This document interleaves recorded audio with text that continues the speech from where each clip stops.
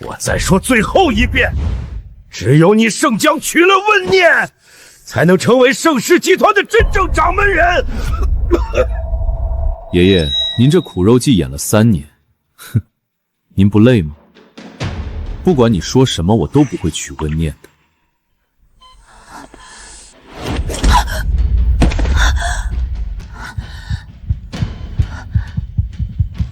我重生了，重生到了嫁给盛寒之前。上一世，盛恒当众毁坏，我苦苦哀求，最后守着婚约熬了30年，蹉跎一生。没想到老天给了我一次重生的机会，这一世我不追了，这婚我也不结了。阿和，你干什么？非要气死你爷爷才甘心吗？他自己要演戏，关我什么事？混账！这婚你结也得结，不结也得结。爷爷，我不嫁盛恒。念念，你说什么？这婚我不结了。以前是我执迷不悟，强求的婚姻终究不幸福。从今往后，我只当他是哥哥。温念，欲擒故纵玩出新花样了，演的倒是挺像那么回事。盛恒，我是认真的，以后绝不再纠缠你。行，我等着，等你哭着回来求我的那天。放心吧，永远也不会再有那一天了。小念，是不是盛寒说不结婚惹你生气了，所以你才这么说？你放心，只要我还活着，他这辈子就只能娶你。爷爷，我并不是在说气话，只是这世上谁离了谁都能活。盛云不愿意娶我，我也不是非要嫁给他不可。我知道您对我好，如果您不嫌弃的话，我以后就是您的亲孙女。你真的这么想？真的。好，那从今天起，你就是我亲孙女，我盛家就是你的靠山，谁敢碰你一下，我绝不饶过他，包括你。别以为我让你娶念念是为了她，念念这么好的姑娘，你打着灯笼都难找，早晚有你悔情肠子的一天。后悔？不娶她，我只会庆幸自己美好的人生没有被糟蹋。一个个的全向着温念，到底他是盛家人还是我是盛家人？不识好歹！念念这么好的孩子，你不珍惜，有的是人珍惜。那就祝他尽快找到一个珍惜他的人。阿和，这孩子……念念，跟阿姨说实话，是不是阿恒说了难听的话逼你？你受了委屈千万别憋着。阿姨，真的没有。以前是我不懂事，仗着您和爷爷的宠爱胡搅蛮缠，非要他娶我。但现在我已经想通了，我和盛恒本来就不合适，没必要强行凑到一起，最后搞得大家都身心俱疲。不在一起也好，念念这么好的姑娘，还愁找不到好人家，有盛寒那小子哭的时候。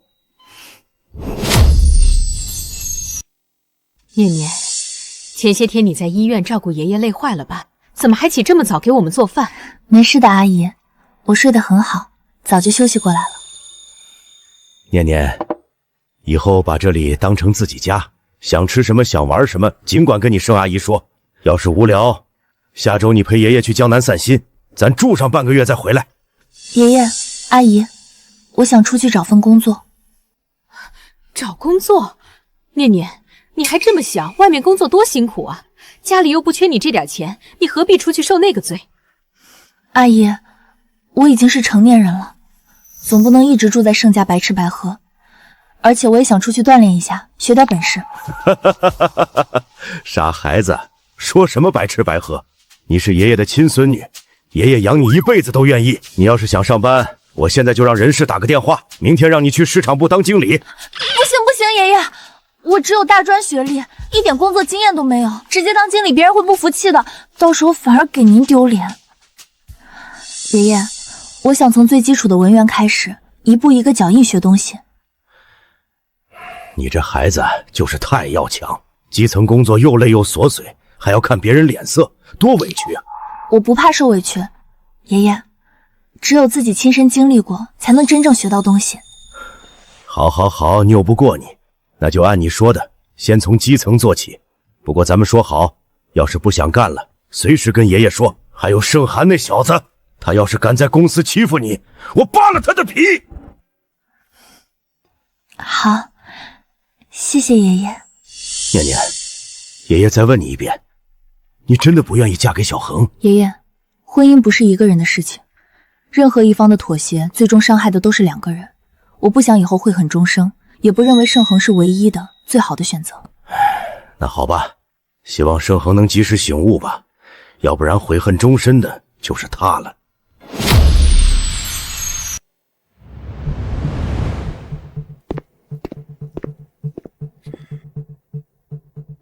今天有个叫温念的女孩来面试，不管她应聘什么岗位，都给她通过，安排在行政部就行。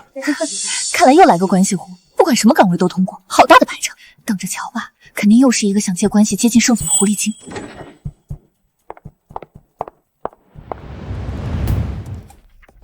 你应聘什么岗位？我刚毕业，没有工作经验，想从基层做起，多学点东西。基层？你确定？当然。奇怪，通过后门进来的，不找个轻松悠闲的管理岗位，要下基层自找苦吃。跟我来吧。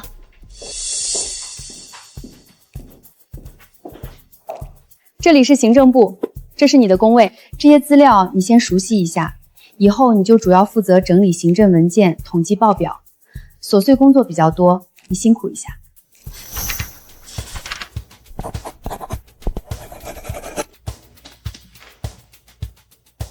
整理得很工整啊，这真是你的第一份工作？这小姑娘是真踏实啊，真是走后门进来的。本来以为是哪家的大小姐呢，没想到这么努力，而且能力也很强，完全不像是刚入职的员工。有背景，有能力，肯定是来镀金的，估计要不了多久就能升上去了。难道温念是不想受人口舌，所以才选择从基层做起？若真是这样，那就得尽快考虑给她升职的事情。哟，盛总，今儿个太阳打西边出来了，居然主动约我们喝酒。就是啊，以前这个时候你早就被你家小未婚妻的连环 call 催着回家了。怎么，今天没人管了？谁跟你们说她是我未婚妻？不是吗？圈子里谁不知道温念追了你10年，连盛老爷子都发火让你们结婚了。哎，说真的，你和温念到底怎么回事？我听说她前几天在医院当众说不嫁你了，真的假的？哼，不就是欲擒故纵吗？她那点小心思谁看不出来？一个没背景没家世的普通大专生，你觉得她会轻易放过盛总这条大鱼？随便她怎么想的，反正我是绝对不会跟她结婚的。就是，盛总早就该跟她挑明利害关系了，省得她整天异想天开。来，我们干杯，庆祝盛总重获自由。话虽这么说，但3天了，他居然一条消息都不给我发，真是好样的！我倒要看看你能坚持多久。今天就到这儿吧，改天再喝。啊，这就不喝了？回家还有事儿。啊，终于做完了，该回家了。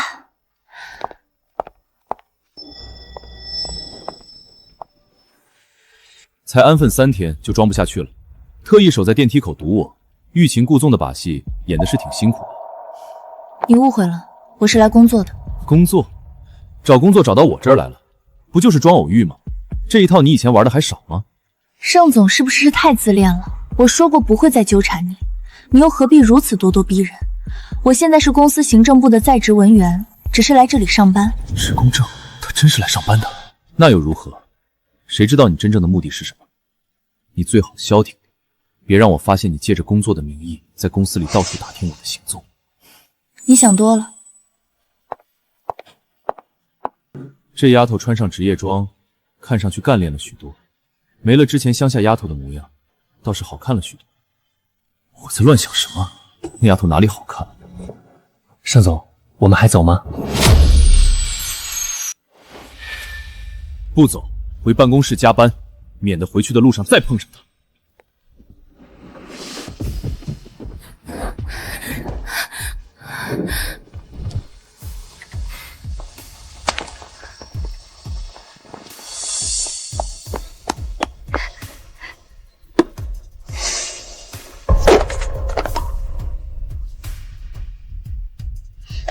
你能不能别纠缠我了？我这一辈子都不会喜欢上你。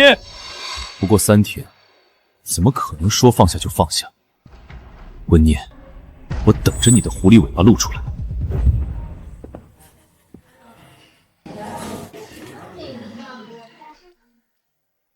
今天休息，给爷爷阿姨做个红烧排骨。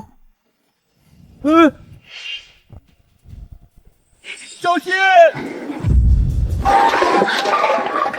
谢谢你，太谢谢你了。你有没有受伤？我没事，走路别总低头看手机，太危险了。不好意思。没关系。对不起，先生女士，你们没受伤吧？没有，以后注意点就行。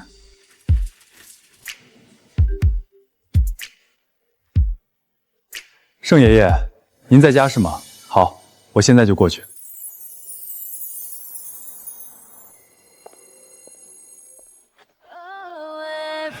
好巧啊，我们又遇见了。是你，真的是很巧。你怎么在这里？我来拜访一位长辈，白天超市的事，我一直想谢谢你，但你走得太快了，没来得及。正式认识一下，我叫顾言。我叫温念。你要拜访的长辈是住在这栋别墅里吗？我爷爷和盛爷爷是多年好友，但我们一家常年待在国外。这次回来，我爷爷特意嘱咐我过来看望他老人家。原来如此，我带你进去吧。奇怪，好久没看到温念了，反而有些不适应。盛哥，他最近真的不纠缠你了？管他干什么？他不来，我们正好清静清静。真的假的？温念追了你整整10年啊，说不缠就彻底不缠了？这也太离谱了吧！肯定是装的，我倒要看看他究竟能坚持多久。要不要打个赌？不出2天，他肯定又会哭着闹着回来找盛哥。欲擒故纵，欲擒故纵也该有个限度才对。他都多久没有找过我了？没兴致了，我回家了。哎，盛哥，别走啊！刚热闹起来，我们还没喝够呢。我倒是要看看你究竟在干什么，竟然一直不找我。没想到你们2个这么有缘分。念念啊，小顾也是我看着长大的，人稳重，性格也不错。爷爷过誉了，我还是毛手毛脚的。今天如果不是念念姐帮忙，我怕是会被砸得头破腿流。小顾，快尝尝，这草莓是念念今天特意去超市买的，可甜了。谢谢阿姨。念念，你跟阿姨说实话，你和小顾是不是早就认识了？阿姨，我们今天才认识的，我在超市里顺手帮了他一把，其他的就没什么了。是吗？我看他对你挺关注的。说起来，小顾这孩子我们也知根知底，样貌、人品、能力都不错。你要是真的放下阿恒了，不妨和他处处看。阿姨，我现在只想好好工作，没想着谈恋爱。阿姨没逼你现在就谈恋爱，就是年轻人多接触接触，当个朋友又处处也挺好的。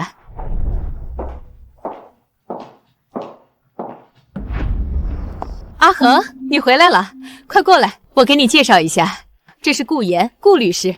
对了，你们以前还是一所高中的校友呢。我去厨房看看汤好了没有。盛总您好，我是顾言，念姐的朋友。朋友？你和温念是什么时候认识的？刚认识。不过我觉得和他很投缘。投缘？我劝你离他远点，他不是你能招惹的人。盛总，我觉得我和谁做朋友是我的自由，而念姐和谁做朋友也是她的自由。你们2个这么严肃干什么？我倒是觉得小顾和念念不错，挺能聊得来。聊得来？才认识多久就聊得来了？妈，你能不能别乱点鸳鸯谱？什么叫乱点鸳鸯谱？人家顾言这么好的孩子，和念念多合适。既然你不愿意娶念念，我们当然要给念念找个好人家。谁说我不愿意娶她了？你说什么？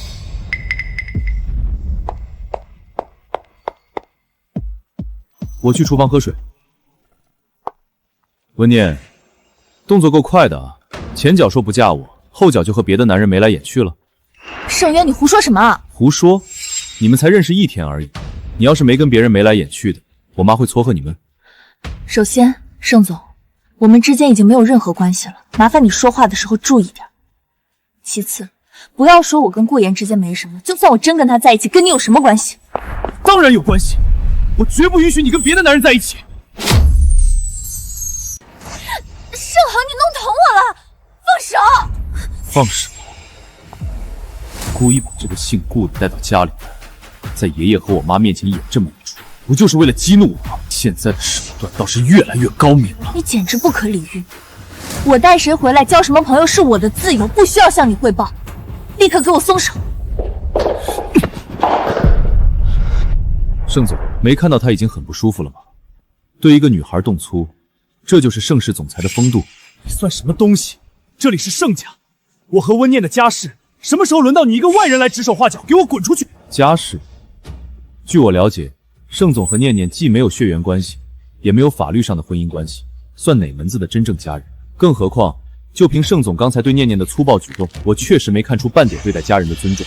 如果你再对他动手，作为他的朋友，我可不会坐视不理。好，很好，顾言是吧？你最好别后悔今天在这里多管闲事。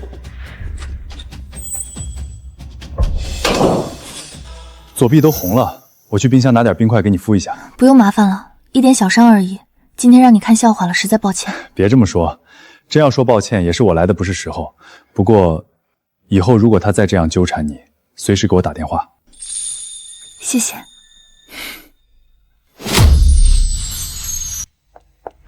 盛总，您连夜让我查的顾言资料全部核实完毕了。说重点。顾言是盛老爷子多年故交的孙辈，归国顶级金牌律师，业内口碑和实力都是顶尖。这次刚回国定居，不过是个靠着祖辈情面的外来人，也敢掺和我和温念的事，简直自取其辱。温念，晚上有空吗？我请你吃饭。盛总，我今晚加班合账，没空。我去，这么狠，当众拒绝盛总，一点面子不给他留啊！有种！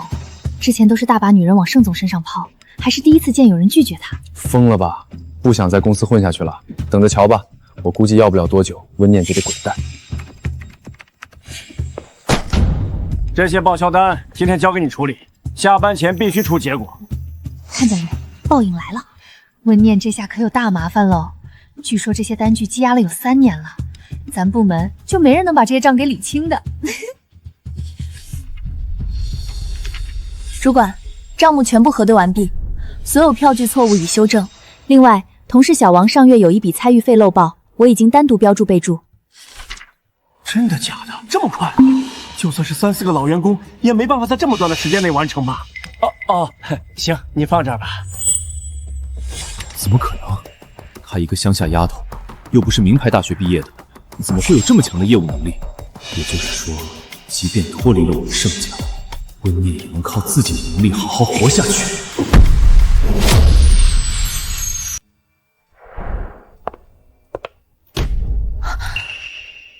盛总好，手头有工作，失陪。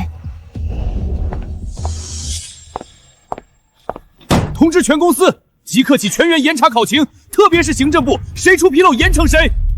躲着我，这下看你怎么躲我。是，我马上下发公司通知。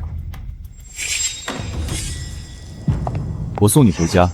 不用，跟着我一起上下班，你才不会迟到，要不然迟到3次就要被此举出公司。不麻烦盛总，我可以自己打车。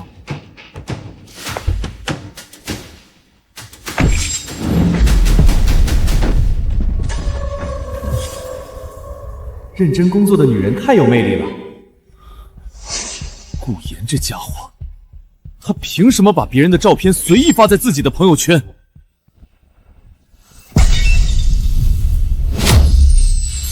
本次项目数据延迟，全部是行政部对接失误导致，所有责任由行政南部承担。这个项目是温念负责的，所有的责任理应由他来承担。领导，我是在项目后期接手的。项目最终落地是不是你负责？既然是你负责，那出现的问题就该由你来承担。领导，你误会了，我的意思是，接手之后，我就已经开始将相应问题考虑在内了。各位请看屏幕，这里有其他部门往期确认邮件，我方多次催办记录，各部门已读不回截图，完整时间线清晰可查，责任不在行政部。延迟数据我会全权补全，但权责必须当众划分清楚。处事严谨，权责分明。不错不错，既然有记录，那就别将责任推到一方身上，谁的问题谁负责。想让我背锅，真以为我是软柿子？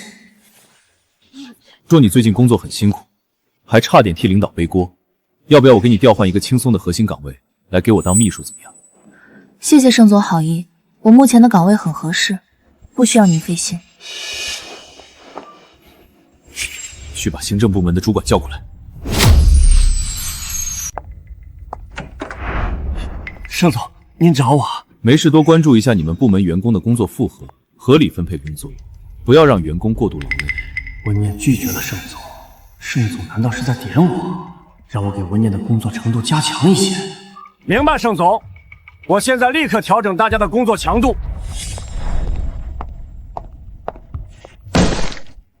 你接下来专职整理所有陈年档案，全部核对归档，不许出错。主管，这些档案积压很久了，为什么要突然拿出来整理？问那么多干嘛？今天的工作就是这些。10年前的股权协议，这签字和条款有明显漏洞，不止一份，关联文件全有问题，这应该不是疏忽，好像是有人刻意做。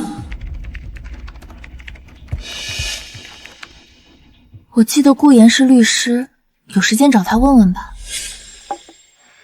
听盛爷爷说你最近很忙啊，怎么有时间来找我？有几个法务工作对接的事儿，我想请教你，顺便请你吃点甜品。那你算问对人了。聊什么呢？有那么开心吗？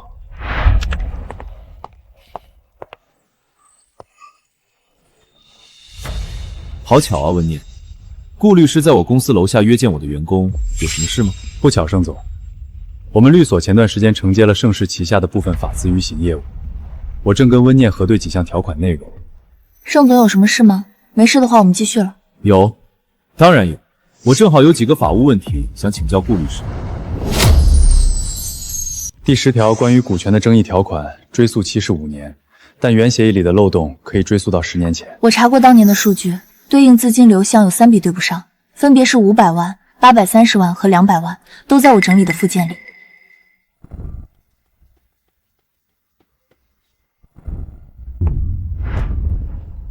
我不是来听你谈工作的。那你想谈什么，盛总？10年的感情，10年的陪伴，你怎么能说放下就彻底放下？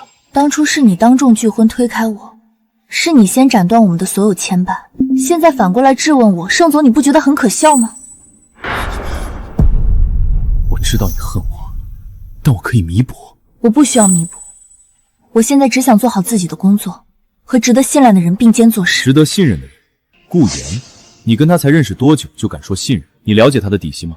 他接近你，心思未必就单纯。盛总，信任和时间没关系，你也别把所有人都想得那么坏。那咱们就走着瞧，我等着你回头来求我的那一天。跟顾言聊得差不多了，剩下的事情不是我能左右的，将这些资料交给盛爷爷吧，他自有判断。能从10年前的旧档案里揪出这种隐患，文念，你做得很不错。爷爷，这是我应该做的。好，这件事我会处理的，你那边就别管了。念念，你立了这么大的功劳，回头我跟小恒说一声，让他给你升职加薪。他不给我穿小鞋就算不错了，或许我要考虑重新找一份工作，也算是和盛环之间彻底画上句号。谢谢爷爷。季度考核结果出来了，都过来看看。这次排第1的不会是老张吧？他那个项目做得挺漂亮。难说，不过最近新来的温念最近被主管盯得紧，估计垫底。安静！本季度部门考核第1名，零差错工作记录，最优流程化全优，温念。真的假的？温念才来多久，而且还是领导们的眼中钉，就这还能拿第1？温念，恭喜啊！以前的事别往心里去，以后工作上咱们多配合。对啊，我们有不懂的，还得请教你呢，温念。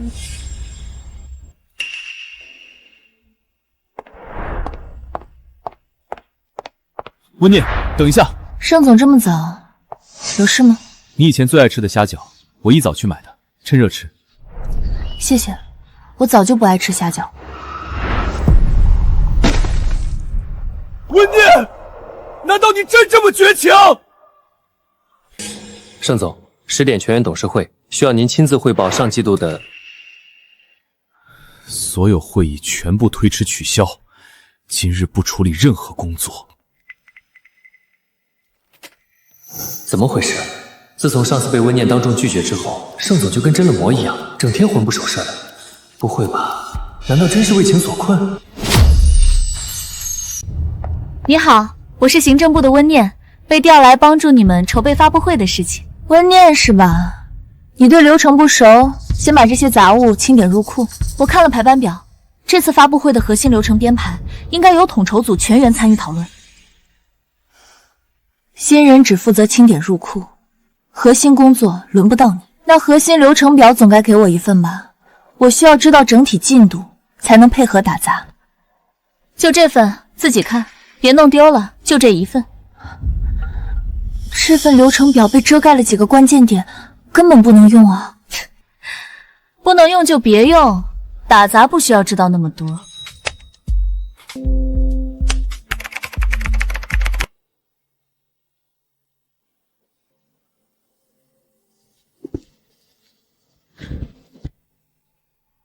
还有谁要汇报？我有。这是本次发布会全套执行手册，涵盖动线规划、嘉宾全流程、媒体区分、应急预案 A、B 方案，所有数据来源和责任人已标注清楚，请各位审阅。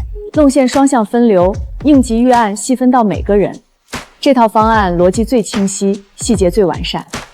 本次发布会总部对接工作全权交由温念负责。全权负责，也就是这丫头，仅用1天的时间就成了我的顶头上司了。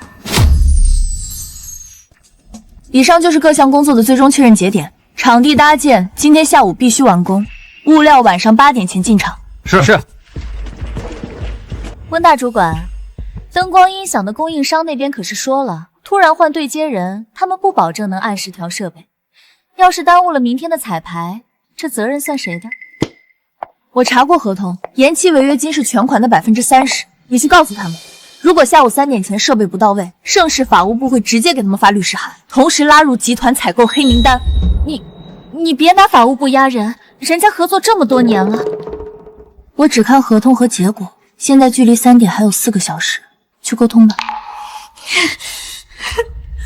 郑总，发布会统筹组那边遇到点麻烦，灯光供应商好像在借机拿件，有位员工不仅不配合，还在暗中阻挠，需要我出面给供应商打个招呼。不用，既然温念那么有本事，把整个统筹权都揽过去了，就让他自己解决。遇到这种老油条供应商，我看你一个新人怎么应付。等你束手无策的时候，自然会知道盛世到底是谁说了算。到时候我要你亲口求我帮你，告诉下面的人，谁也不准帮你。顾律师，今天多亏了你，要不是你帮我抠出这份附加协议里的漏洞，那家灯光供应商恐怕还要继续拖延。这本来就是我的专业，不过就算没有我，以你刚才跟他们通电话时的气场，他们妥协也是迟早的事。时间紧迫，能用最快的方式解决最好。对了，这顿算我欠你的，等发布会结束，我请你吃大餐。好，一言为定。我可是很期待温主管的庆功宴。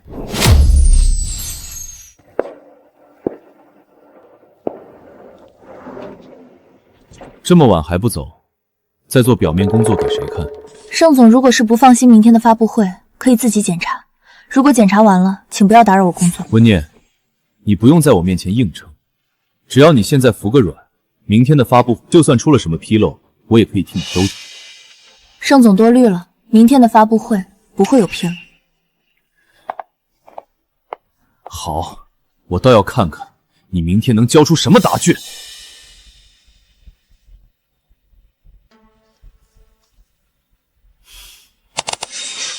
想踩着我上位，没那么容易。等明天发布会结束，我看你怎么解释这份提前被修改过的方案出者全权负责。明天就让你以旧辞职。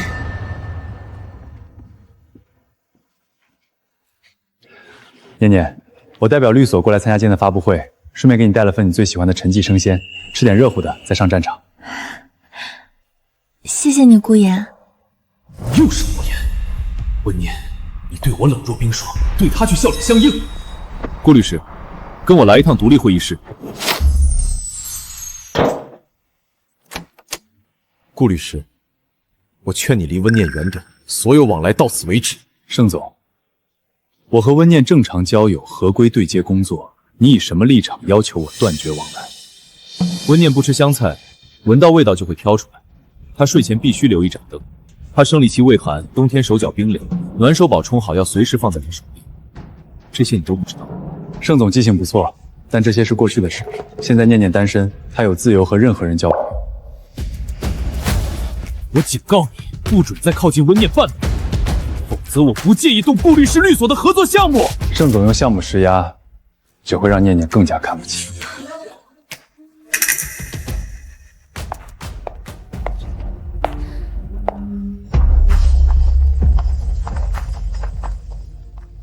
本次发布会流程完善，零失误运营，温念统筹有功，总部即刻下发全员通道表扬。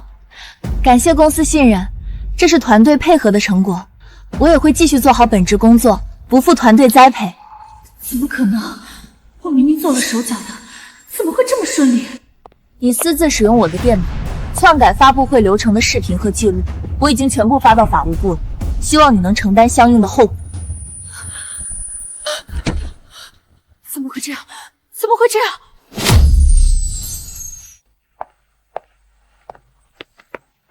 雨太大了，我送你回去。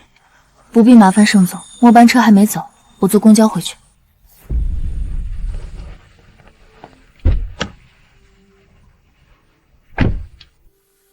这把伞竟然还在，是我18岁人刻的字。他不舍得扔旧物，却舍得扔掉人。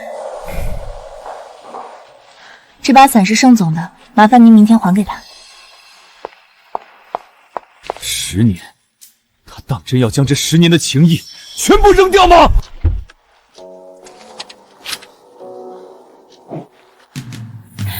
阿恒哥哥，生日快乐！这把伞是我送你的生日礼物，希望它能为你遮风挡雨，让你余生一片坦途。到底是什么时候把他10年的爱意全部耗尽？你说你没事淋什么雨？退烧药吃了也不见好，这可怎么办呢？念念，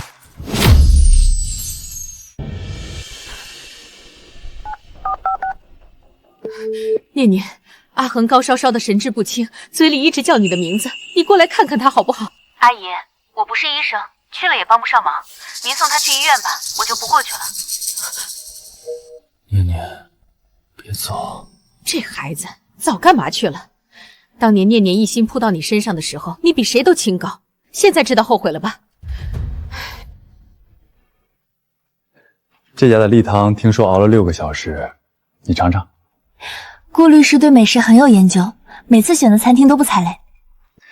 不是我有研究，是我每次约你之前都做了功课，知道你对吃的一向挑，不随便凑合。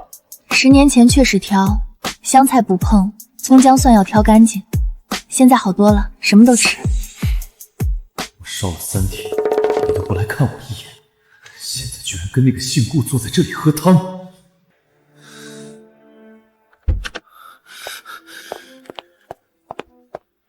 跟我走，我有话跟你说。盛总，请你放手，我的私人行程与你没有任何关系。盛总，大庭广众之下拉扯一个女孩，你考虑过后果吗？顾言，这是我和温念之间的事，轮不到你插手。盛总，我们之间早就没有任何关系了。你说没有就没有了吗？温念，你做不到。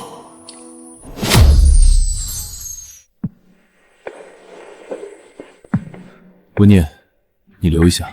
盛总，有什么事情吗？10年的感情摆在这里，你告诉我到底要怎么弥补你才肯回头？盛总，过往已经翻篇了，我现在只想安心工作。翻篇？你说翻就翻？我烧了3天，你来过吗？你看过我一眼吗？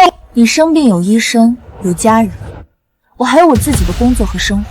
你的生活就是和顾言一起吃饭，这是我的自由。盛总，如果谈的是工作，我随时配合；如果是私事，以后请不要再这样了。温念，你以为这样就能让我放弃？我是不会善罢甘休的。通知人事部，将温念调到市场部任职主管。是，盛总。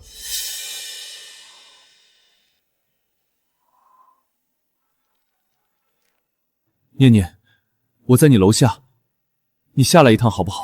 我有话跟你说，我知道错了，你再给我一次机会好不好？盛总，你喝酒了，早点休息吧，明天还要忙竞标会的事情。狗屁的竞标会！你不下来我就不走，我就在这儿等。是吗？那盛总注意别感冒。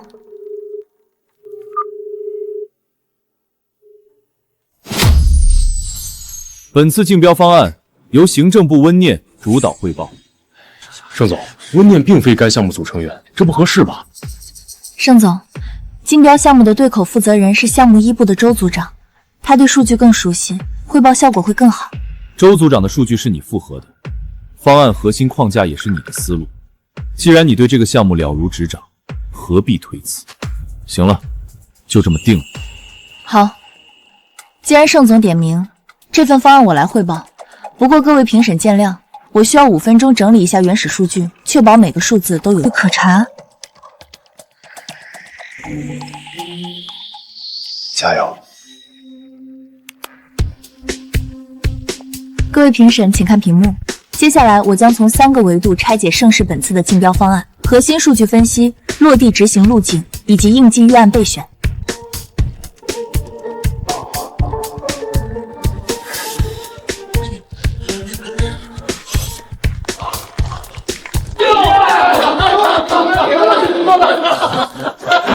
小念，真不错，没想到你临时上场，竟然还发挥得这么出色。你在行政部待着太屈才了，有没有想法来市场部？来我们宣传部，我给你升职加薪。他到底还有多少我不知道的呢？小刘说他当初要嫁我，是不想放过我这条大鱼，但事实真的如此吗？盛总，最近至少有4家猎头在接触温念，开出的职位和薪资都很可观。把这些邀约的对接人联系方式找出来，我要亲自处理。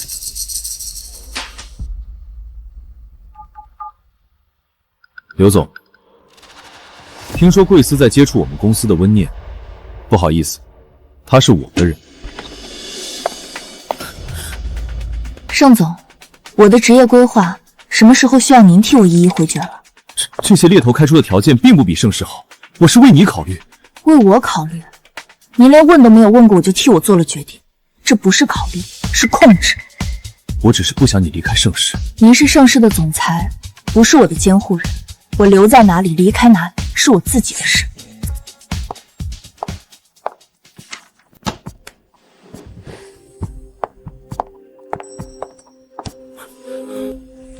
盛总，这么晚有什么事吗？我在等你。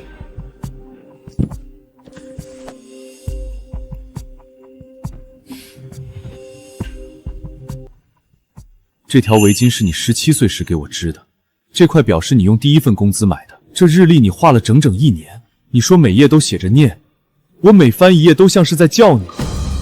这些旧物你还留着呢？我当然留着，10年的东西里面包含的是我们10年的情谊，说扔就扔吗？盛总，这些东西就和我们的情谊一样，会过期的。这些旧物，麻烦您处理掉吧。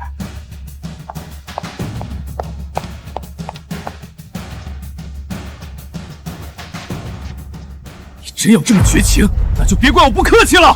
当你再次一无所有的时候，就会重新回到我的怀抱当中。出了什么事？核心原料供应商断供了，新品上市只剩2周。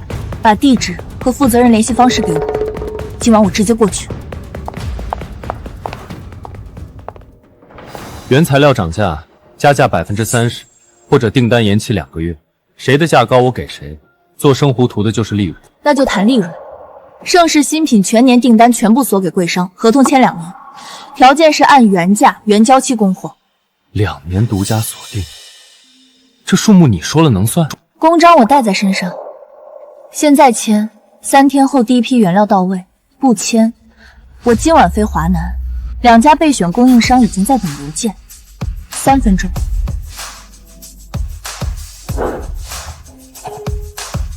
合作愉快，3天后我亲自到仓库验收。温小姐，多有得罪，以后您的订单我亲自盯着。供应链危机由温念独立解决，总部已批示，该项目全权交由他负责。我调了一批备用货源，你压力会小很多。盛总，问题我已经解决了，你这时候调一批货源和我排好的计划完全冲突，多出来的库存成本、仓储费用、排期调整等等都需要重新考虑。合同给你做了合规审核，修订条款标黄了。看你朋友圈说连续加班，热可可补充糖分。连我发朋友圈都注意到了，顾律师还真是细心啊。凭什么他就可以和你有说有笑，而你对我却那么冷漠和无情？他入职才多久，凭什么占晋升名额？我们熬了10年都没轮到。是啊，不就是长得好看，跟盛总眉来眼去的吗？有什么了不起的？呸！凭什么？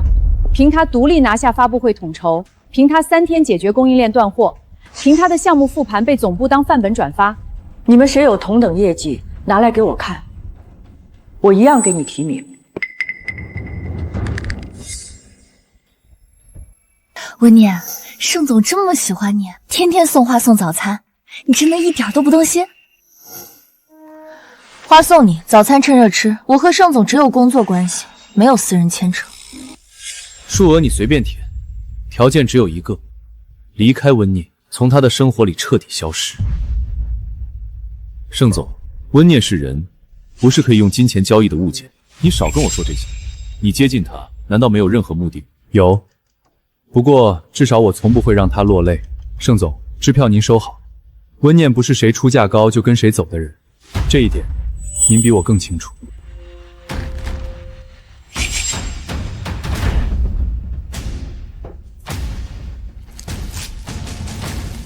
既然给你机会你不珍惜，那就别怪我不客气了。不知道当温念万劫不复的时候，能留在他身边的究竟是你还是我？我不管你用什么方法，伪造档案记录也好，拼凑失职台账也好，给我坐实温念利用职务篡改公司核心档案。盛总，这件事风险太大了，万一被查出来，我会立刻飞海外参加封闭式谈判，全程切断通讯。事成之后，所有痕迹会消失在我出境期间。你们要做的就是管好自己的嘴。这好吧。峰会期间切断一切外部通讯，这是会议规则，也是我的命令。国内所有事务你负责对接，遇到任何问题，等我回来再处理。明白。所有篡改记录必须和温念的工号、操作时间绑定，先逼我打扫，原始文件替换掉，备份清理干净，数据库后台已同步覆盖。表面看就是他利用职务权限私自修改了核心档案，证据链无任何破绽。复诊进度快收尾了，晋升材料也能准时提交。这份工作做完，周末总算能歇一天了。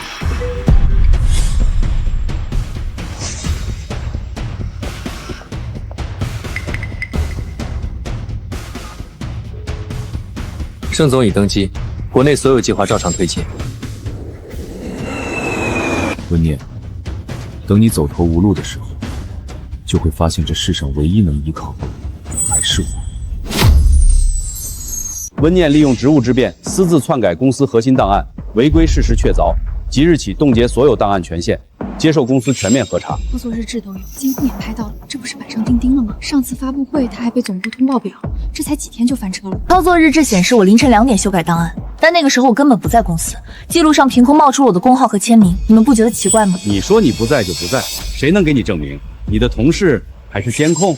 除了那些害人的人，还有谁大半夜2点在公司？至于监控，早被你们删除或者篡改了。如果我真的篡改了档案，为什么在发现漏洞的第一时间是我主动写了整改报告上报董事会？我何必先立功再自毁啊？温念，你这些话留着跟核查组说吧。核查期间，你的所有系统权限冻结，档案室门禁注销，散开，都回去工作。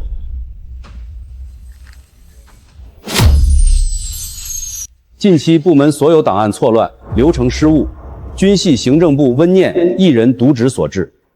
作为档案复审负责人，严重损害公司工作秩序。经核查组认定，温念的失职行为已构成重大违规。后续追责流程将按公司规章严格执行。平日里看着踏实上进，季度考核还拿过第一，谁能想到是装出来的？监控都拍到深夜进档案室了，系统记录也对得上，证据摆在这儿，还有什么好说？这么说，温念这次死定了，神仙也救不了啊！我自问没有得罪人，高层敢做到这一步，一定是上面有人点头。能调得动行政高层、中控机房核查小组的人，盛世不超过3个。盛爷爷不会害我，另外一人与我毫无瓜葛。盛和都说一别两宽，非要做到这一步吗？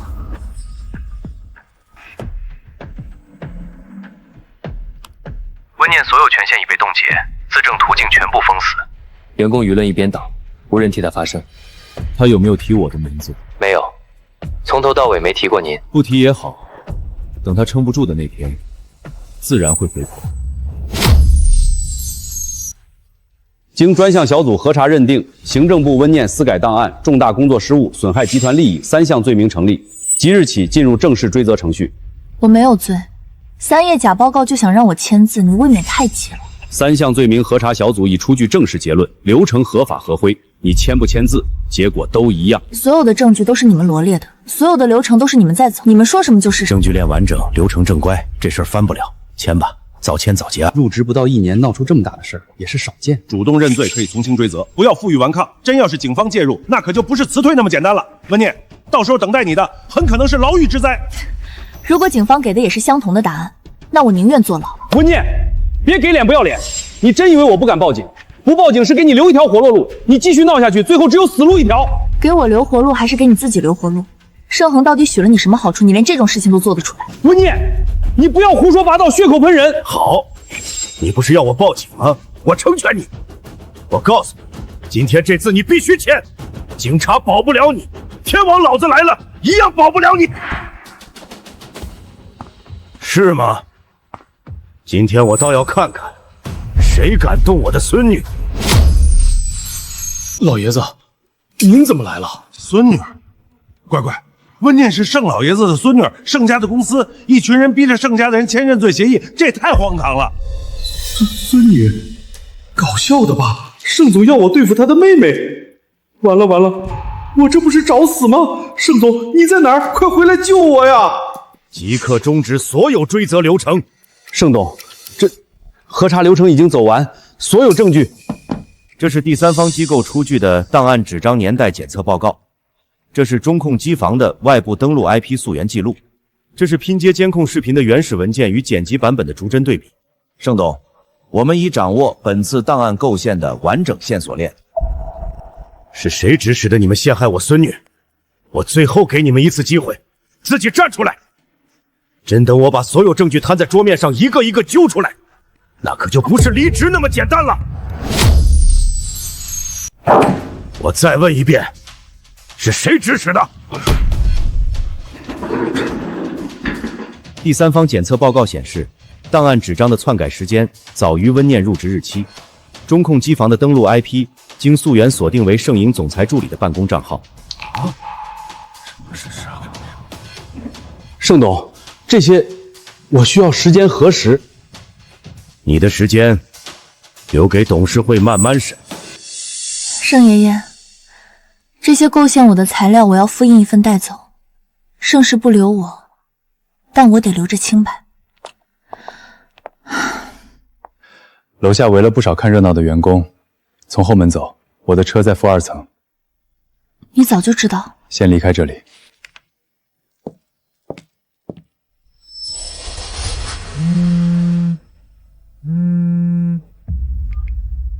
温念，我盛总。你拉黑了我，我只能换个号码继续骗，只能毁了我。10年前我追着你跑，是我眼瞎，现在我清醒了，你最好也清醒清醒。去我那儿，还是去酒店？我不想让盛爷爷担心，也不想再欠任何人。盛总，董事会那边要求您提前回国说明情况。温念呢？温小姐上了顾言的车，现在住在城南的悦华酒店。订机票。盛总，董事会那边好的。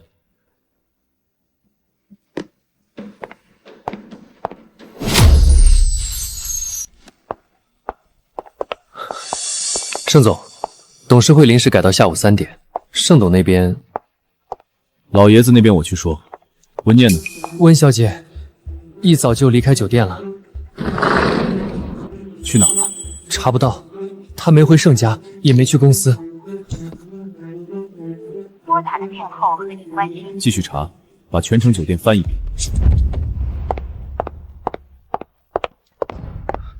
爷爷，您听我解释。解释什么？解释你怎么把念念逼成仇人的？爷爷，我只是想让他回来，您帮我这一次，我去找他，我当面跟他道歉。道歉？你当众拒婚的时候怎么不道歉？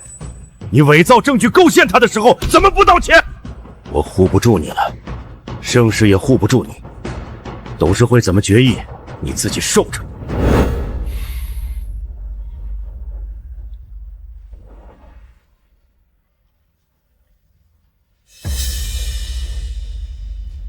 他不在，你把他藏哪儿了？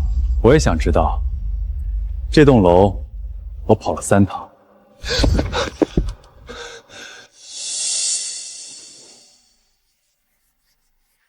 温小姐，押金退你，但合同签了半年，现在走算违约。押金不要了，今天的事儿别跟任何人说。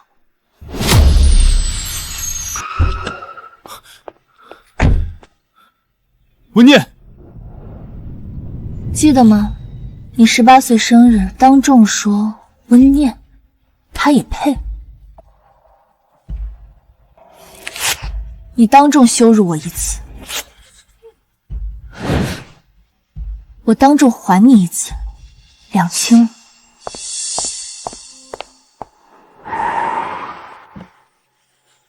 上车。手脏了。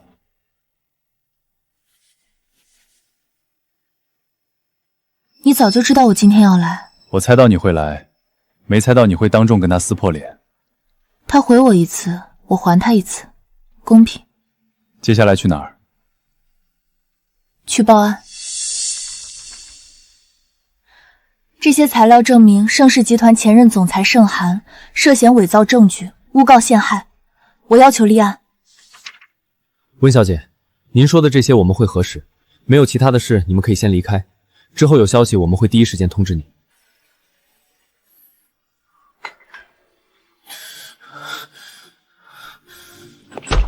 盛恒，有人举报你涉嫌诬告陷害、伪造证据，请跟我们走一趟。温念报的警。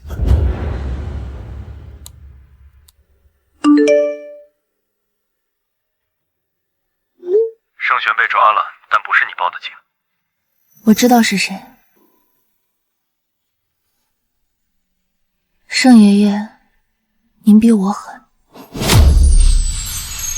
爸，阿恒他只是一时糊涂。糊涂？他构陷念念的时候，你怎么不说他糊涂？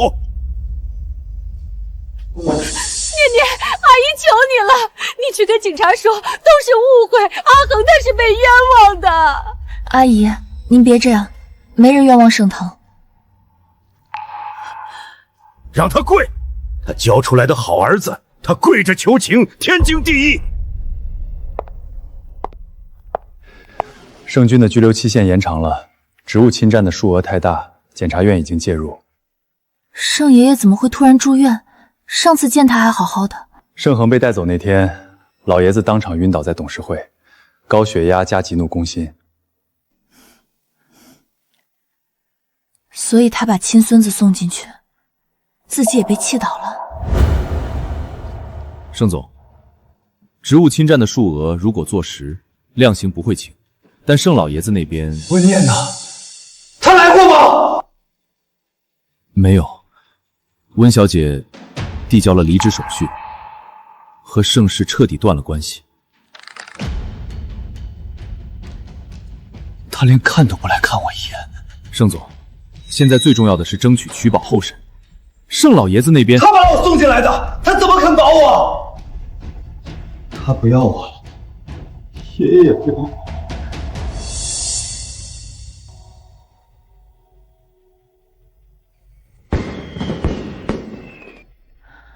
顾律师，这么晚有事？温念，盛恒在看守所自残，现在送医院了。哦，人死了吗？没有。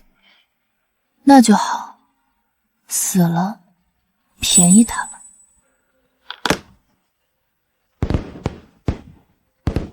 盛恒，这一世你欠我的，我要你一件一件还回来。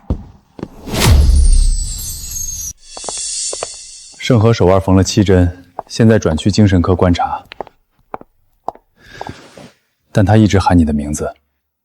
顾律师，你什么时候改堂当说客了？对了，盛老爷子今早醒了，第一句话是让你去见他。念念，爷爷把盛恒名下的30%的股份转给你。盛爷爷，我不要股份。收着吧，孩子，这是盛寒欠你的，也是盛家欠你的。你每次难过，都往高处走。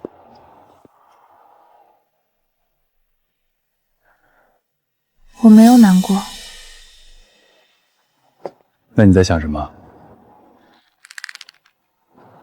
盛恒，想我上辈子是怎么傻到为他去死的。什么意思啊？没什么意思，就是觉得那时候太傻了。不过现在想明白了，死太容易了，活着才难。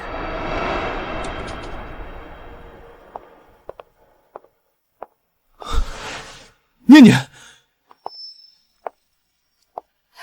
阿恒，妈妈来了。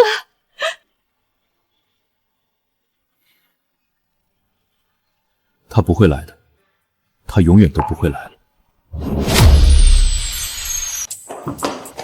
盛老爷子把股份转让签了字，公证处的人已经在路上了。我说了不要，但你也没拒绝。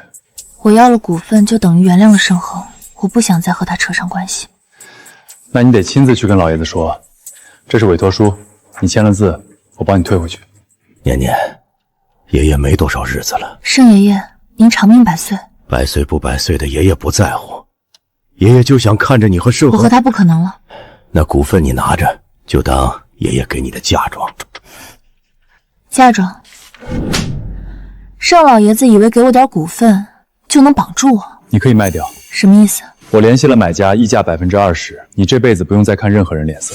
顾言，你为什么帮我？因为我见过你在天台上的样子。盛先生，有人让我把这个交给您。他卖了，他连盛世都不要了，他连我的东西都不要了。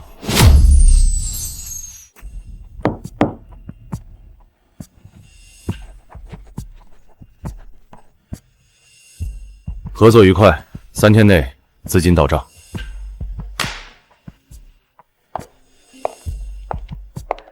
钱到账后，帮我捐1半出去。捐哪儿？妇女救助基金。这是你奶奶留给我的，她说要传给盛家的媳妇儿。我不是盛家的媳妇儿。爷爷知道，爷爷就是想给你留个念想。您为什么对我这么好？因为爷爷欠你的，盛家欠你的。盛总，检察院那边证据确凿，职务侵占、伪造证据、诬告陷害，数罪并罚，量刑不会轻。他来看过我吗？没有。那爷爷呢？盛老爷子让律师团撤了。什么？老爷子说，盛恒，盛家不救了。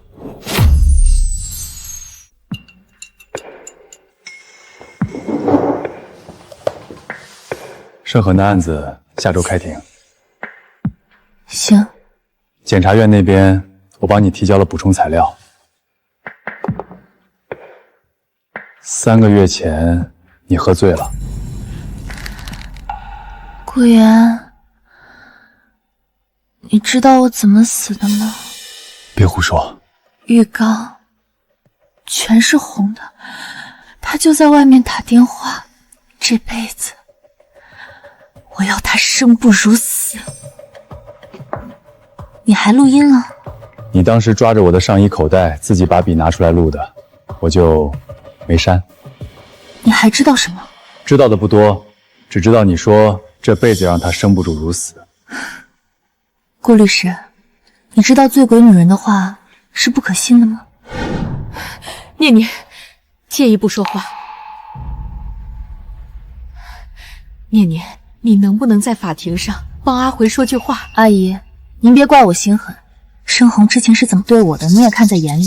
您当时也不是从没替我说过一句话，所以这个忙我不能帮。念念，你就看在你俩从小一起长大的情分上。情分？他把我一个人扔在家里，苦苦受了3年活寡的时候，您怎么不跟我讲情分？他伪造证据送我进监狱的时候，您怎么不跟我讲情分？什么活寡？什么监狱？念念，你在说什么呀？没什么。温念，你站住！你把话说清楚！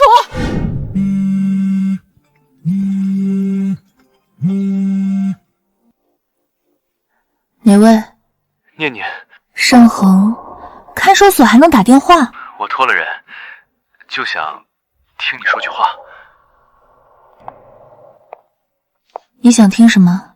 你还恨我吗？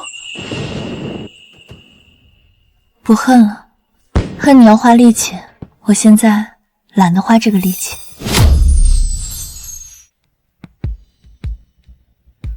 被告人盛恒职务侵占、伪造证据、诬告陷害，数罪并罚，判处有期徒刑7年。念念，温念，你满意了？你满意了是不是？阿姨，7年而已，他欠我的不止7。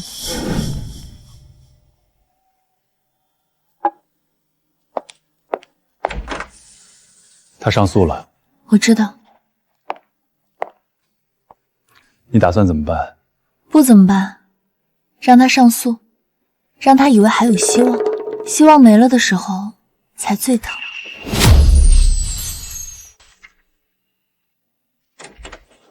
上诉驳回，维持原判。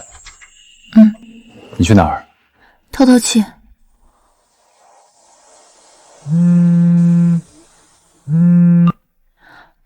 我在附近，没进去，就看看。处理干净了。明天的新闻。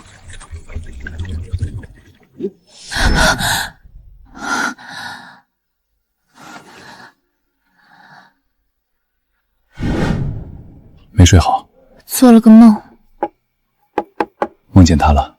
梦见我自己死了的样子，挺难看的。顾律师，别可怜我，可怜是弱者的特权。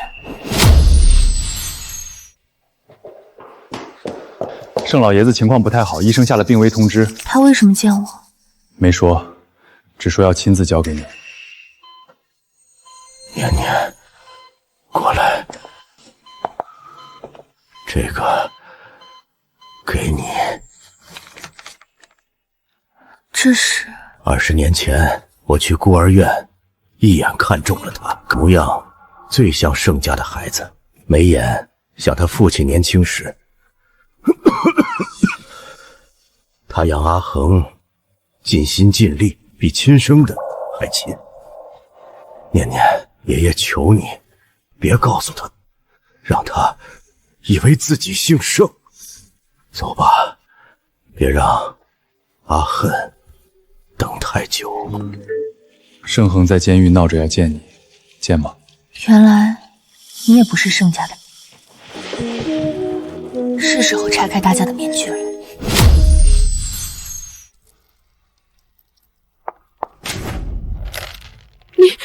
你怎么有这个？老爷子给的。20年前，你和老爷子去孤儿院挑孩子，最后挑来挑去，挑了个最像盛家人的。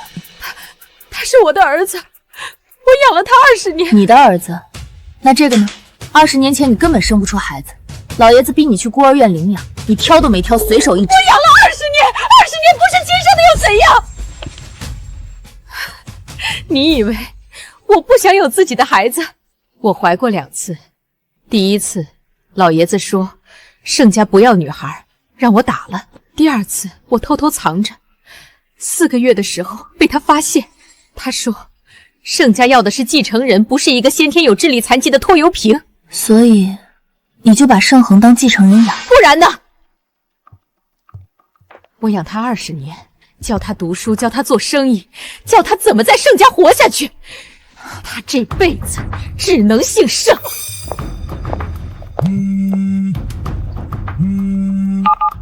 查到了。林婉清，盛恒的生母，20年前离开南城，最后出现的地点是邻省的火车站。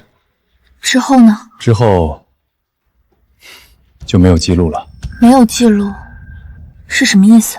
意思是，可能死了，也可能被人藏起来了。盛恒，你也不知道吧？你居然还有个亲母。林婉清的资料发你邮箱了。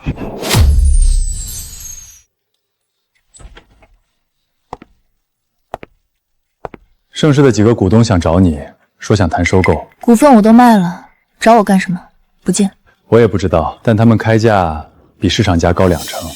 告诉他们，盛世的股价还会跌，等跌到地板价，我亲自去收。你哪儿来的钱？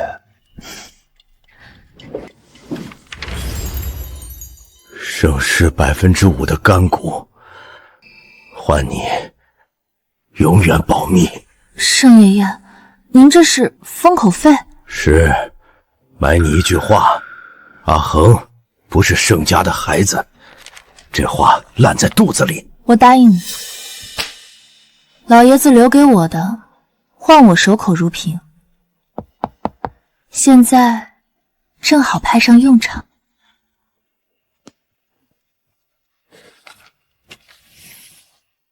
林婉清的资料，她没死。人在哪儿？邻省的精神病院住了15年。精神病院？生母送进去的，对外说是远房亲戚，没人查证。要告诉他儿子吗？先不急，好戏要慢慢演。帮我安排一下，我要见林婉清。盛恒，你猜你亲妈见到我会说什么？你终于来看我了，念念。有个消息想告诉你。什么？你妈不对，盛母根本不是你亲妈，你的亲生母亲被盛母关了15年。想见她吗？求我。你再说一遍。求我。文念，你别逼我。逼你？你亲妈在精神病院住了15年，每天对着墙说话，你猜她现在还认不认得你？说了。说了。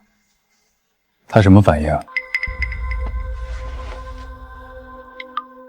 他求我了。盛恒跪在地上求我。林阿姨，认得他吗？好像。对，这是阿恒，你的孩子。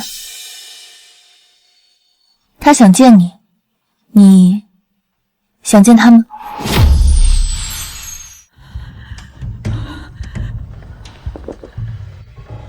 他情绪不稳定，今天不能见了。阿恒让我带句话。孩子，我的孩子，蝴蝶，我的蝴蝶。你认得这个吗？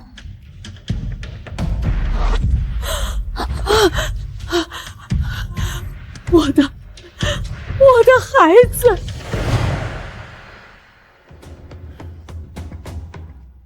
我是盛恒的朋友。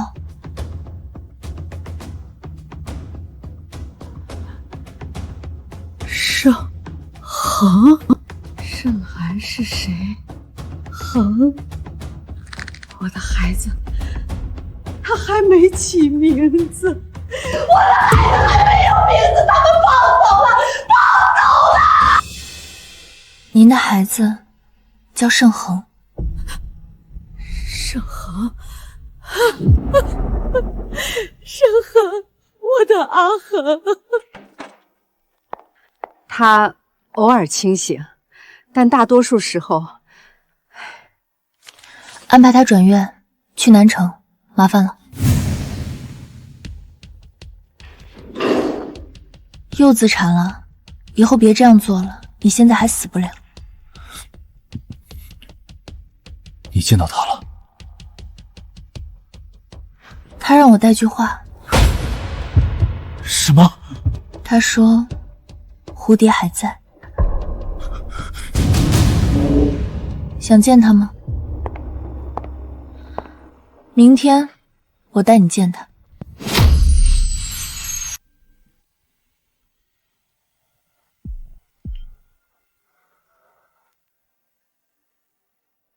什么意思？你不是想见他吗？你出不去，他进不来，但你们可以看看。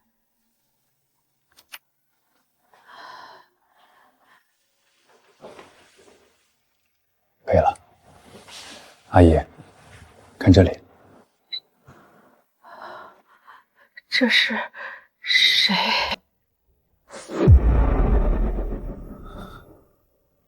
他，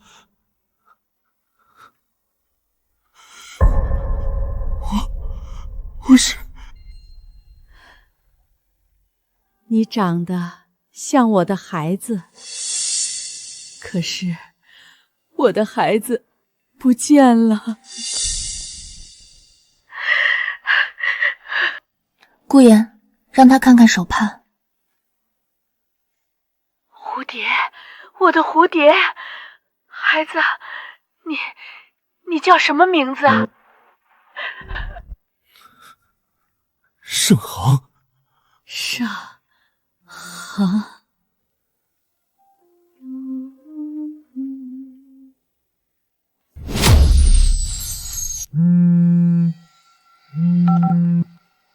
说。林婉清不见了。什么叫不见了？护工说有人来接她，手续是盛家的。人在哪？什么人？林婉清，你藏了20年的人，你知道了？人在哪？放心，他死不了。她是我姐姐，我怎么会让她死？查到了。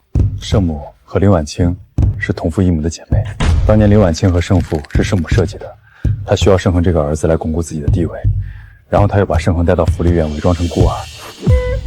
所以，她把林婉清关起来，把盛问据为己有。现在呢？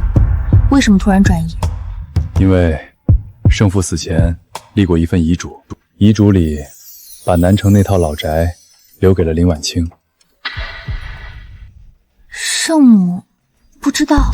知道，但他以为林婉清这辈子都出不了精神病院。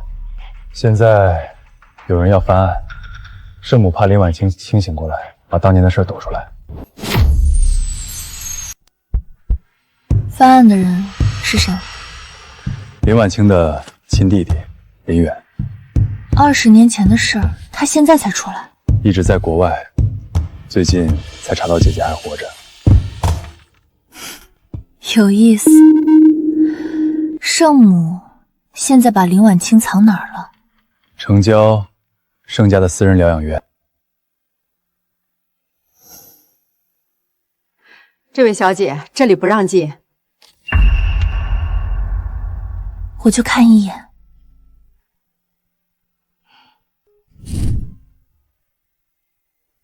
蝴蝶，我的蝴蝶。阿姨，有人要来接你了。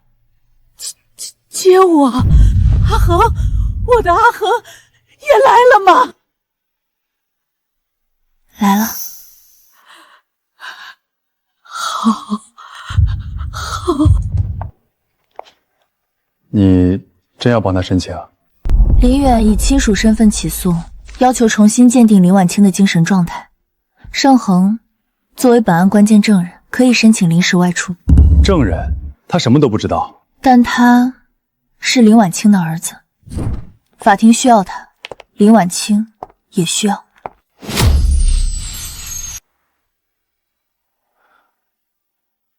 他真的在里面？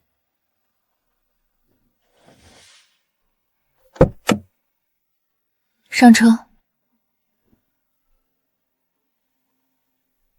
林远，像，真像。你就是盛恒？人呢？在里面，但他不太认得人。姐，你看，谁来了？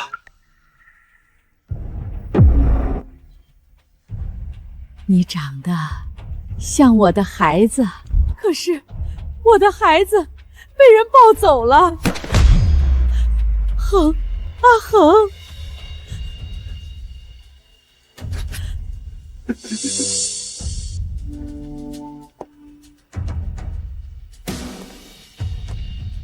谢谢。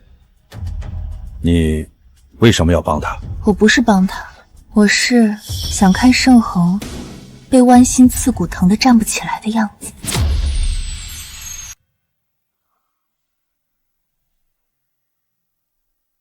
蝴蝶，好看吗？好看。时间到了。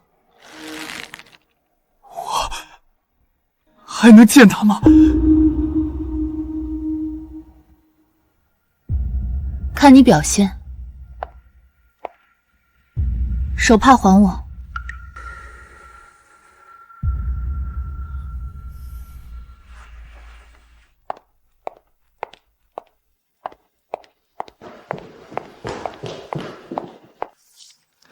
林婉清的转院手续办好了。去哪儿？南城精神卫生中心，独立病房，24小时监护。圣母那边没有动静，他的人在查林婉清的病史。查吧，查得越清楚，戏越好看。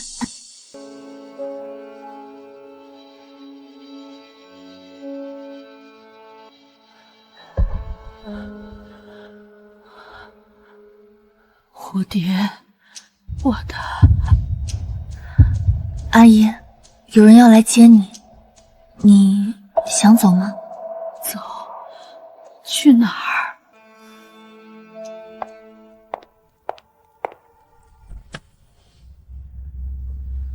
你故意的。什么？让盛玄见林婉清又把手帕要回来，你在试探他会不会私藏。他藏了。什么？林婉清修了2块，一片给我，一片塞给了盛英。他以为我不知道。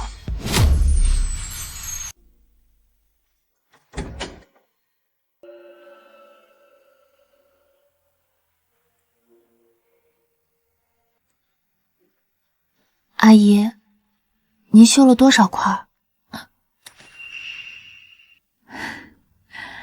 好多，送给阿父，好多。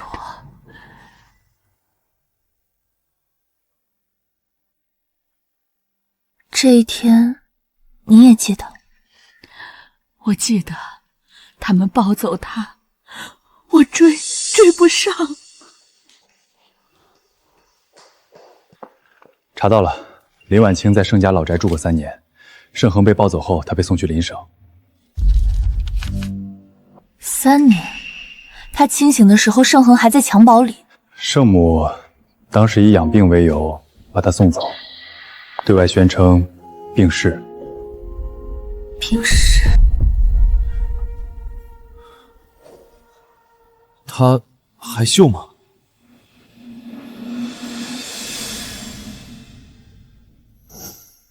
你猜这是哪一天的？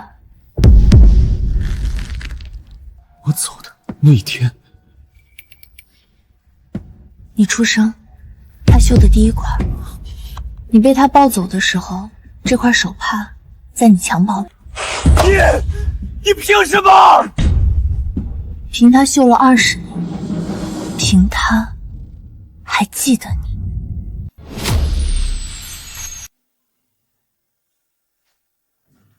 姐，我来了。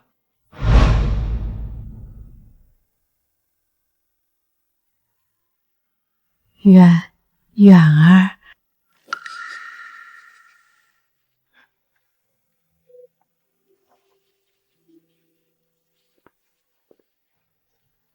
谢谢你，让我见他。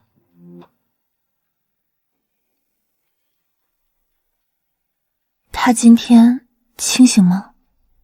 断断续续，但他认得我。圣母的人半小时前进了医院，以家属名义要接林婉清回家养老。他倒是急。林远呢？在病房守着，但圣母的人带了份协议，声称林婉清签字放弃过盛恒的抚养权。终于来了。林先生，这是盛夫人的意思，林女士应该回盛家养老。我姐不回盛家，您说了不算。20年前，林女士签字放弃抚养权，盛家才是。20年前，这份协议，你们看看，签名是伪造的，笔迹鉴定，要我念吗？你怎么知道签名是伪造的？我对比过，协议上的签名用力过猛。你早就知道。我猜的，但圣母太急了，急到忘了做全套。夫人，您这步棋走得急了。林婉清醒了，盛恒出来了，又怎样？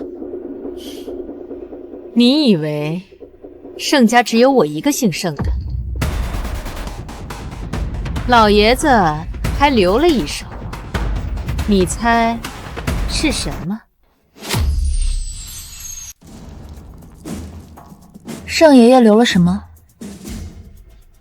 你猜？我猜是遗嘱。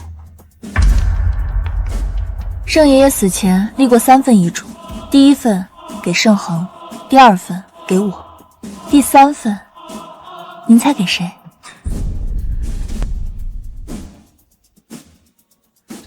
你确定在这里？盛爷爷说过，最危险的地方就是最安全的地方。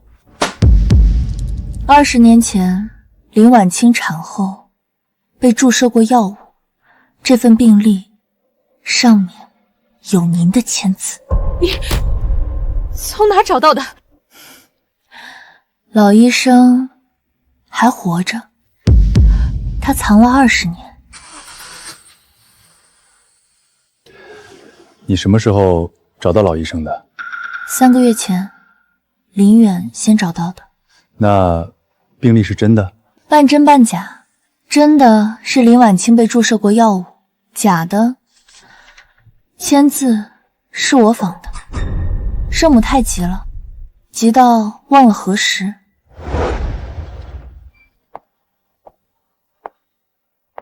来看笑话。林婉清让我带给你。他知道什么？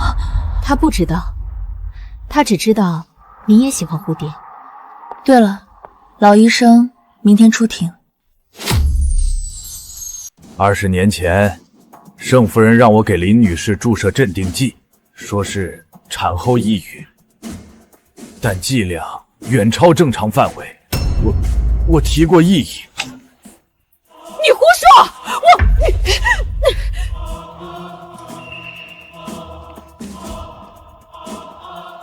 这是当年的处方，我藏了20年。盛恒在狱中跟人打架骨折，被送去医院了。什么时候？半小时前，他听说了庭审的事。哪个医院？南城第一人民，但圣母的人也在那边。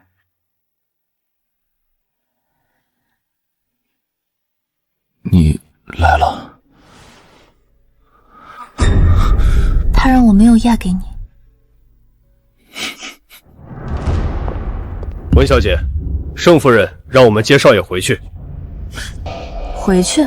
回哪儿去？盛家还是监狱？法院刚下的令，盛璇暂时由林婉清监护。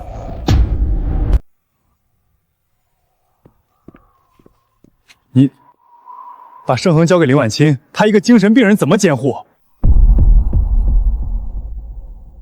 他绣的，给我的。他清醒的时候叫我阿念，糊涂的时候叫我蝴蝶。我把盛恒给他，不是帮他，是帮我。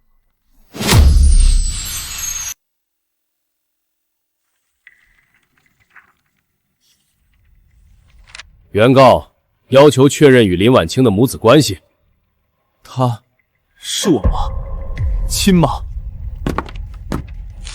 被告盛夫人因精神问题无法出庭。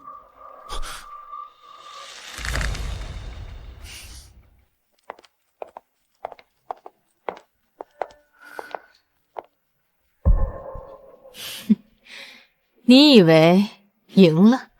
林婉清的病情鉴定，我让人重新做了一份。您装疯，我装不知道，但林婉清醒了，您的戏还怎么演？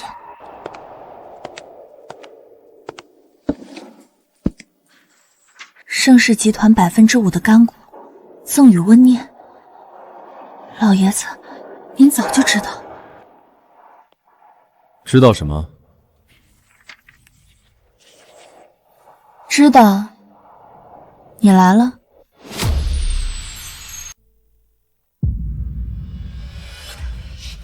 你拿了什么？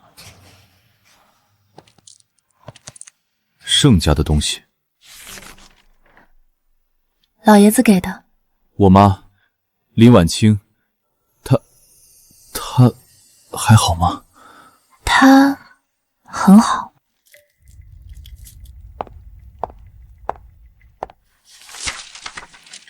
老医生的录音，你想听听？你敢！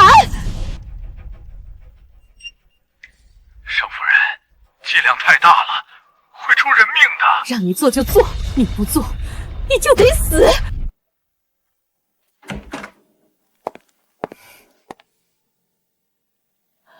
阿念，蝴蝶，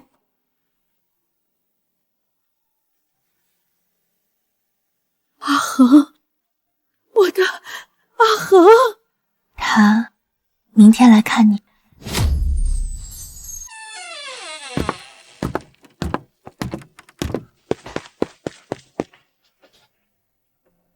小姐，您怎么来了？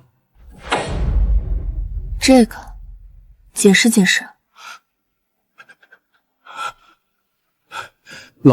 老爷欠了赌债，所以把我卖了。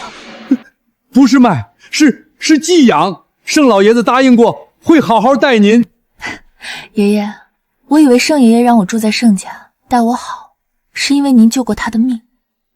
原来让我住在盛家是抵押。我爸现在在哪儿？老爷去年没了。怎么死的？赌输了，被人活该。你知道了？知道什么？知道我爸把我卖了。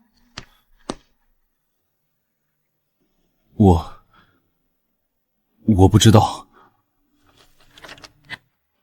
你知道什么？你又能知道什么？你说的是什么意思？什么叫做你爸把你卖了？他绣的。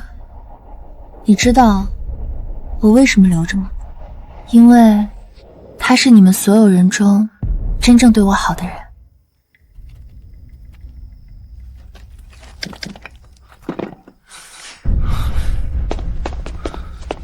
这是你爸写的，给林婉清的，没寄出去。他不是死了吗？信是死前写的，藏在老宅里。我对不起你，阿恒，我护不住。盛家不是人待的地方。别念了。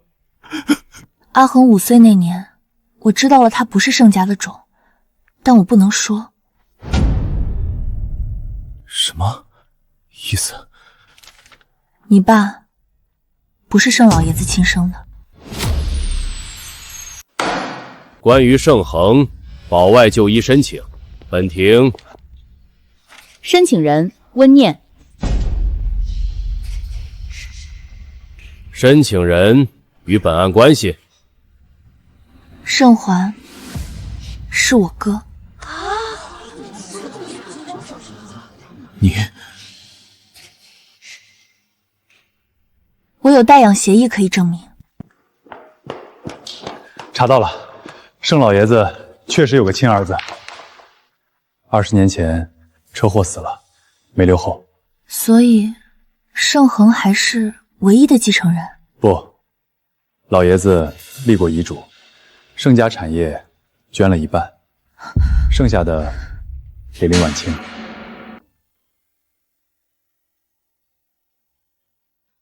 阿恒，蝴蝶，妈，我在。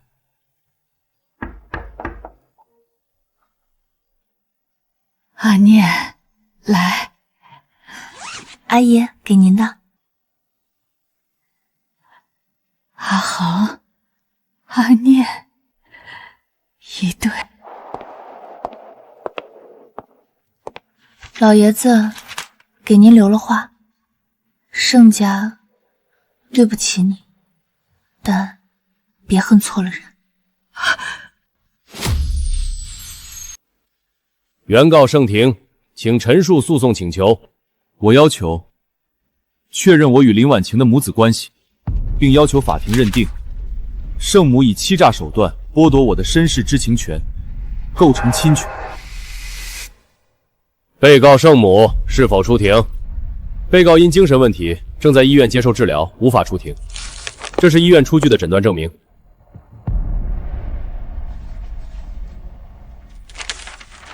精神问题？装疯，他根本没病。原告请控制情绪。法官，我作为本案证人，可以提交一份补充材料。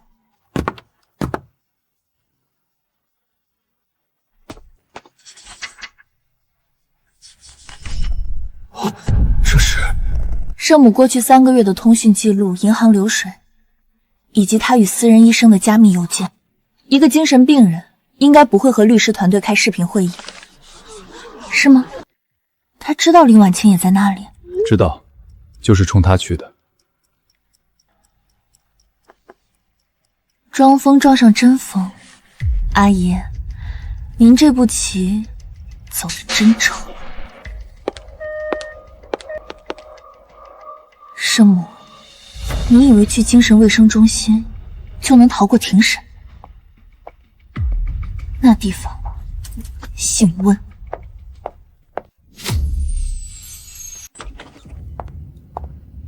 谁？给您送份礼物。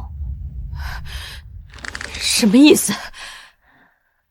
意思是，您姐姐醒了。她醒了又怎样？她还是个疯子。疯子？鉴定报告说，她具有部分民事行为能力，可以出庭作证。你收买了鉴定医生。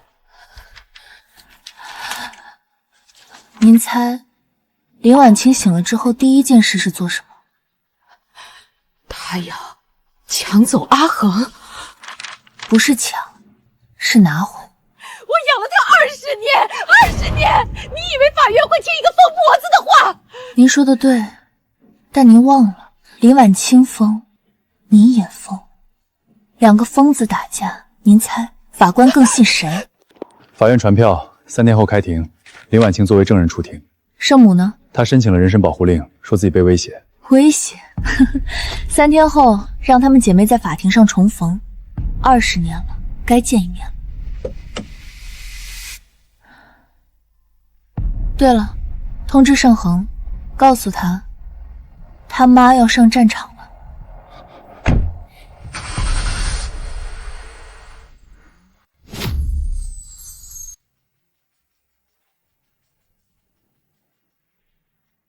证人林婉清，请陈述你与原告盛恒的关系。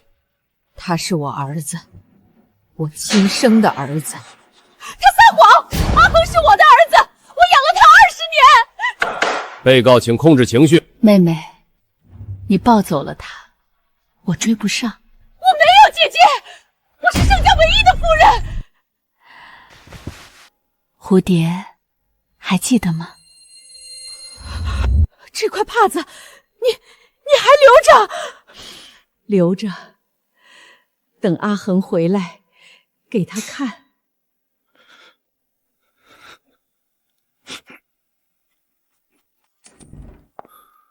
他绣了20年，每一块都有我的名字。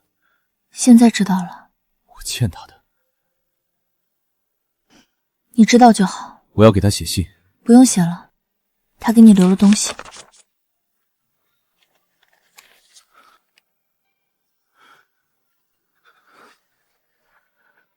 他什么时候？清醒的时候，他清醒的时间不多，都用来绣这个。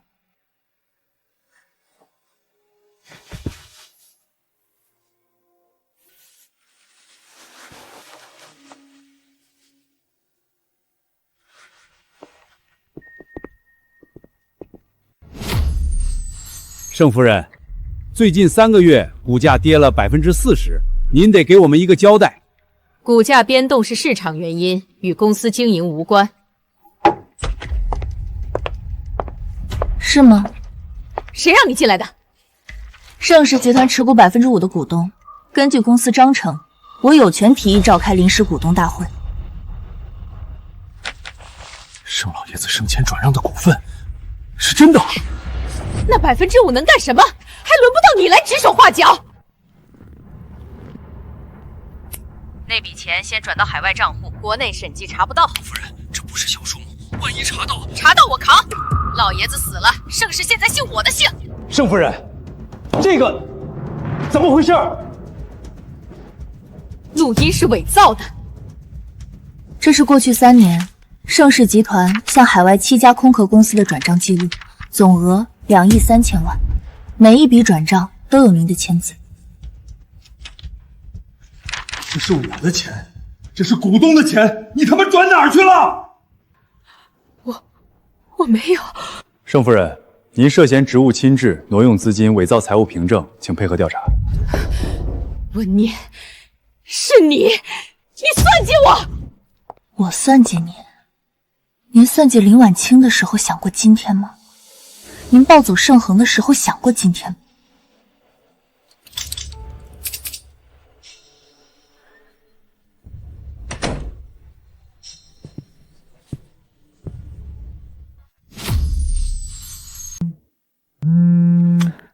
说。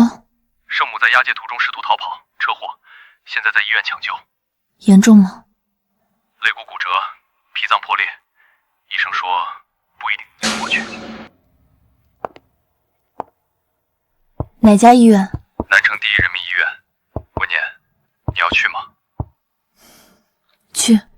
如果他能清醒，我希望他第一个看到的人是我。阿火，别喊了，他听不见。你来看我笑话。这是您的认罪书，我让人拟好了。只有5分钟。您为什么？我养你20年，你就这么对我？我妈绣的，绣了20年。您抱走我的时候，她在后面追，追不上。您知道她追了多远吗？从福利院追到火车站，13公里，赤着脚。您知道吗？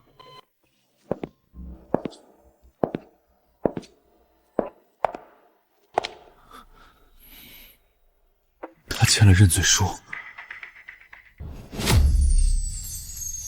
阿念，过来。阿恒签了放弃成全。签了。您转走的2亿3千万，他已经签字授权，用他名下的股份填上窟窿。我以为他会跟我争，你以为所有人都像您一样？我养他20年，他不是亲生的，我1分1毫都怕他抢走。他从来没想过抢。你为什么帮他？帮谁？帮盛恒，还是帮林婉清？都不是。我帮我自己。被告盛母利用职务之便侵占公司资产，数额特别巨大，证据确凿。我认罪，但有人谋害我。被告指认何人？温念，他去精神卫生中心威胁我，给我看林婉清的鉴定报告，恐吓我。他逼我走投无路，才出此下策。我申请提交监控录像。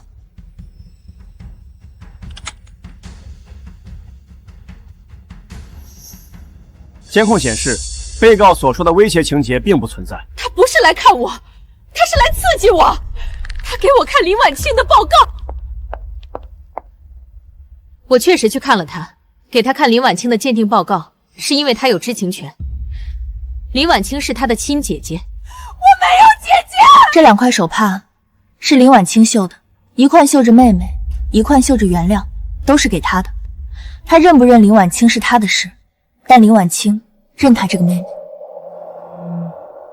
圣母的判决下来了，7年。和盛恒一样。你算好的。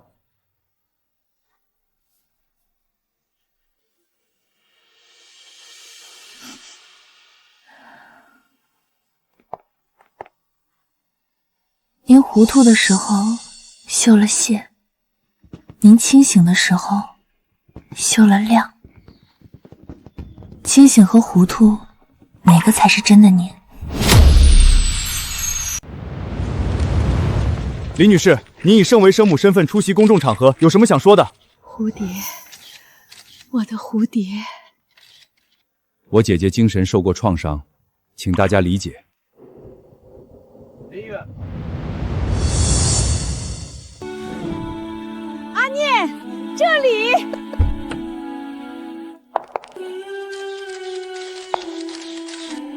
阿姨，这么多人，紧张吗？给你的。您什么时候绣的？昨天。阿恒说你帮他。温小姐，您和盛腾是什么关系？兄妹。你也是盛家的孩子？不是盛家的，是盛家收养了我。20年前，我爸把我寄养在盛家，盛家养了我，也毁了我。但我不是来讨债的。今天是他的日子，他等了20年，不该被我的旧账抢了风头。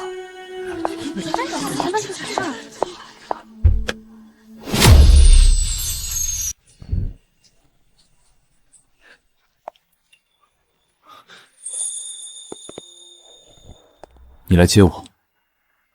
盛家老宅我买了。为什么？不是为你，为那个5岁的我，要一个交代。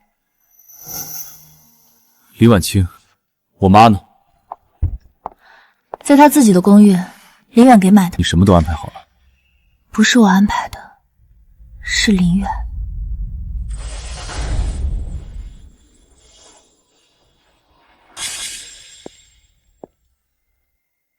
阿恒，妈，你回来了。回来了，以后不走。给。我出去买点东西，你们母子好好说说话。阿恒，别哭。妈，您认得我吗？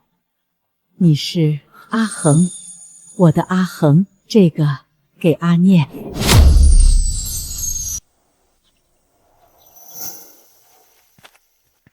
这里以前有棵梧桐树，你记得？我记得你爬上去下不来，哭了，我在下面接着你，你跳下来，砸在我身上，砸断我一根肋骨，你忘了？我没忘。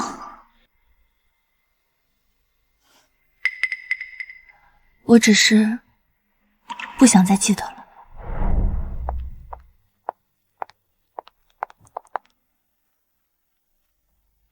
谈完了。盛恒呢？他在里面，一个人。接下来去哪儿？去林婉清那里，他今天约我做手帕。